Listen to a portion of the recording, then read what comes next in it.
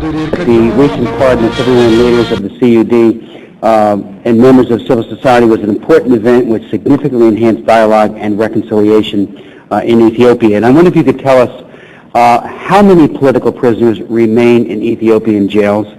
What are we doing to assist those individuals? Because I know of some, and I know you know of some.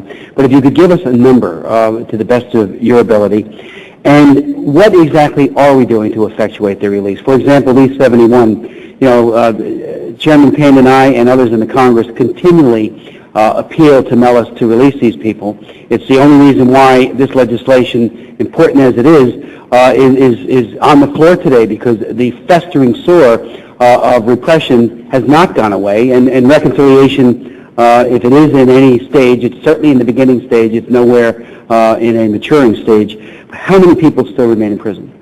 I don't know how many political prisoners remain in prison. I know that as far as our embassy has informed me, all of the political leaders have been released. 71 political leaders have been released. Political prisoners, I don't know in general how many political prisoners are in prison in Ethiopia. What are we doing? Certainly we urged and promoted and supported the Elders Initiative that led to the release of the political leaders. We thought it was extremely important to deal with it through this quiet dialogue. It was effective to do so, and it could be counterproductive to try to push the government publicly. We continue to raise these concerns privately. I do when I meet with Prime Minister Mellis and other officials in Ethiopia. Our ambassadors have done so and continue to do so. You yourself have done so when you've met with the government, Ethiopian government officials. So we will continue that dialogue.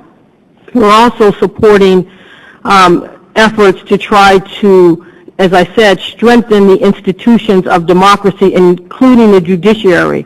I think Ethiopia's judiciary has been notorious for a slow process. We urge the government to bring charges against those who were detained or in prison, and then to bring them to trial. We all talk about the independence of the judiciary, so we're in an uncomfortable situation when we're pressuring the government to release people who actually have charges against them in a trial. Prime Minister Mellis said with the political leaders, let the trial end. I thought the charges were too much. Genocide, I think, is a huge charge. I don't think that was an appropriate charge. But let the trials, the judiciary process, go through its process as an independent institution, and then at the end of that, he, as a political leader, the president, has a constitutional right to pardon, which is what he did with the 71. So I think that if we're going to strengthen institutions, we need to help the judiciary to carry out its caseload much more quickly than it does. We need to continue to support human rights organizations who are working with judges and with the security forces. We don't do police training or anything, but for those who are working with the police forces to bring the proper charges if they see criminality. When you're having demonstrations, the destruction of property and all these things, criminal charges can be brought, but it should be destruction of property, not genocide. So I think that we need to work on strengthening the capacity of those institutions. Could you provide to the committee, perhaps get back to our embassy and come up with a list of names of those that we construe to be political prisoners? It would be very helpful to know who remains behind. And again, the whole idea of charges.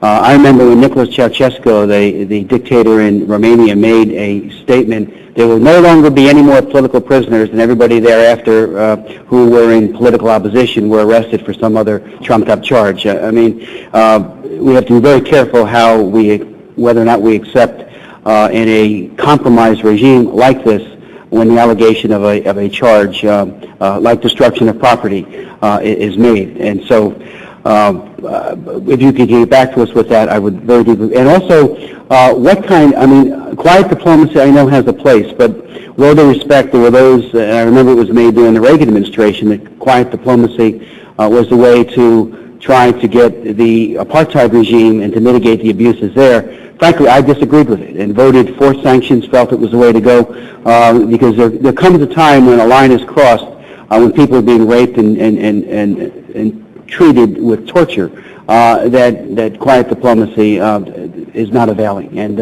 so while I understand the administration's approach, I would hope that, support of today's legislation, for example, which has a very generous waiver in it, if the president sees fit to exercise it, I would hope the president would support this legislation. Because I do think, like the Belarus Democracy Act, like other bills that are pending before the Congress, the Vietnam Human Rights Act, these are expressions of Congress that are deep.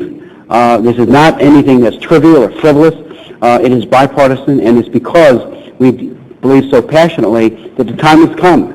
The line has been crossed not by us, but by Nellis. So I would ask you might want to respond to that or not, but we certainly would hope that the administration would support this legislation, because we do think it has an excellent shot in the Senate as well. Let me ask you with regards to, and if you want to respond to that, please do, on the commission of inquiry after the killings in the streets, and that's one of the things that brought me to Addis when I went over there. And again, I was struck, as you, I'm sure, have been struck, or maybe he does not speak to you in that way, by Nellis's cavalier attitude that he'll just, if you disagree with somebody, you're a committer of genocide, or you've committed some grave atrocity. He said he had treasonous allegations that he could make stick on virtually everybody that he wanted to make it stick. He could probably make it stick on Don Payne and I as well. So it's pretty easy to make those allegations, but when you have the courts in your hip pocket, it's not hard to get convictions either. But the commission had found egregious wrongdoing. They concluded that 763 civilians were injured, 193 were killed, 71 police officers were injured, and 6 were killed. The property, about 30,000 civilians were detained, some were tortured, and prisoners were killed. And then they found that the government security forces used excessive force against civilians. Of course, that was many, many months ago that finding was made by the 11-member commission. And I'm wondering what has been done and what are we doing to try, justice certainly does not have a statute of limitations, to hold those responsible, those security forces responsible who perpetrated these crimes. And, there was a great, and my sense was that Nellis felt he could outlast the international community. After the inquiries and after the anger and angst begins to dissipate, we in the international community will just move on to turn the page and say, what was that again? So I ask you, what have we done to try to make sure that people are held responsible for those killings? And also, with regards to military aid and military training, what do we do to ensure that none of our materiel, our training, is being used to commit human rights abuses? Do we track it? Those that we train, do we follow them to ensure that when they get out into the field, they're not committing atrocities? Is there any kind of accountability with regards to that military supplies and training that we provide? Thank you.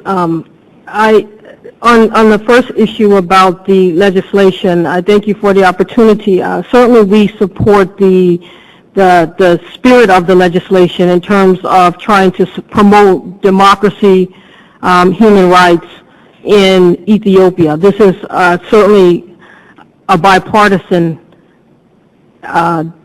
goal. Where we differ in terms of the legislation is we feel that it directs us to activities which we're already doing and could therefore reduce the flexibility of USAID